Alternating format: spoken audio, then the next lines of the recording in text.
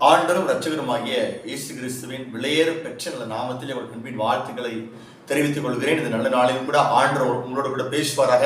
உங்களுக்கு வேண்டிய நல்ல வார்த்தைகளை ஆண்டவர் கொடுப்பாராக. நான் உங்களுக்கு அவர் வசனத்தை நான் வாசிக்கிறேன். யோவான் எழுதின நற்செய்தி நூல் 21ஆம் அதிகாரம் 17ஆம் வசனத்தை நான் உங்களுக்காக வாசிக்கிறேன். 3ஆம் தரம் அவர் அவனை நோக்கி, யோனாவின் குமாரனாகிய சீமோனே, நீ என்னை நேசிக்கிறாயா என்றார். என்னை நேசிக்கிறாயா என்று அவர் 3ஆம் தரம் தன்னை கேட்டபடினாலே பேதுரு துக்கப்பட்டு, ஆண்டவரே, நீர் எல்லாவற்றையும் அறிந்திருக்கிறீர், நான் உம்மை நேசிக்கிறேன் என்பதையும் நீர் அறிவீர் என்றார். இயேசு, என் ஆடுகளை மேய்ப்பாயாக என்றார். இந்த நல்ல நாளில் கூட ஒரு மேய்ப்பனின் குணாதிசயத்தை நாம் தியானிக்க போகிறோம்.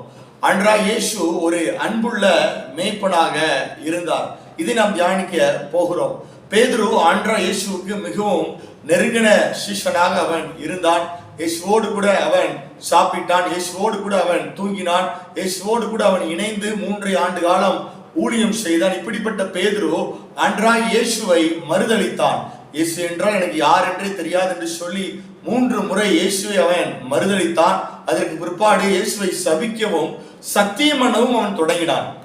ஆண்டவராய் இயேசு உயிர் தெழுந்ததுக்கு பிற்பாடு பேதுருவை ஆண்டவர் சந்திக்கிறார். பேதுருவை பார்த்து ஆண்டவர் கேட்கிறார், யோனாவின் குமாரனாகிய சீமோனே, இவர்கள் எல்லாரையும் பார்க்கிலும் நீ என் மேல் அன்பா இருக்கிறாயா என்று சொல்லி ஆண்டவராய் இயேசு கேட்கிறார். அதாவது, யோனாவின் குமாரனாகிய சீமோனே, நீ நிபந்தனையற்ற தெய்வீக அன்பை என் மேல் நீ வைத்திருக்கிறாயா என்று ஆண்டவராய் இயேசு பேதுருவை பார்த்து கேட்கிறார். கிரேக்க மொழியில அகாப்பே என்று சொல்லுவார்கள். அகாப்பே என்றால் நிபந்தனையற்ற தெய்வீக அன்பு என்மேல் நீ வைத்திருக்கிறாய் என்று சொல்லி இயேசு பேதுருவை பார்த்து கேட்கிறார். பேதுரு சொல்லுகிறான், ஆண்டவரே, நான் நிபந்தனையற்ற தெய்வீக அகாப்பே அன்பு நான் உம்மிடத்தில் நான் வைக்கவில்லை.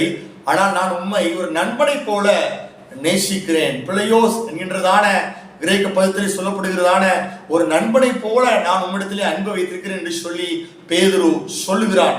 ஆண்டு 2வது விசை கேட்கிறார், யோனாவின் குமாரனாகிய சீமோனே, இவர்கள் எல்லாரையும் பார்க்கிலும் நீ என்னிடத்திலே அன்பா இருக்கிறாய் என்று சொல்லி ஆண்டவராய் இயேசு கேட்கிறார்.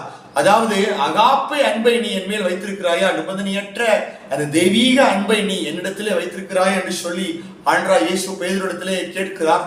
அப்பொழுது பேதுரு சொல்றான், ஆண்டவரே, நான் நிபந்தனையற்ற அந்த தெய்வீக அன்பை நான் உம்மிடத்துல வைக்கல, சாதாரண நண்பனை போல நான் உம்மை நேசிக்கிறேன் என்று சொல்லி அவன் சொன்னான். 3வது விசை ஆண்டவராய் இயேசு பேதுருவிடத்திலே கேட்கிறார், யோனாவின் குமாரனாகிய சீமோனே, நீ என்னை நேசிக்கிறாயா என்று பேதுருவிடத்திலே ஆண்டவர் கேட்டார். அதாவது, பேதுருவே, நீ அந்த பிள்ளையோஸ் அன்பையாவது சாதாரண அன்பையாவது நீ என் மேல் வைத்திருக்கிறாயா என்று சொல்லி ஆண்டவராய் இயேசு அவனிடத்திலே கேட்டபோது அவன் மிகவும் துக்கப்பட்டு உடைக்கப்பட்டு, ஆண்டவரே, நீர் எல்லாவற்றையும் அறிந்திருக்கிறீர், நான் உம்மை நேசிக்கிறேன் என்பதையும் நீர் அறிவீர் என்று சொல்லி பேதுரு சொன்னான். ஆண்டவர் சொன்னார், நீ என் ஆடுகளை மேய்ப்பாயாக என்று சொன்னார்.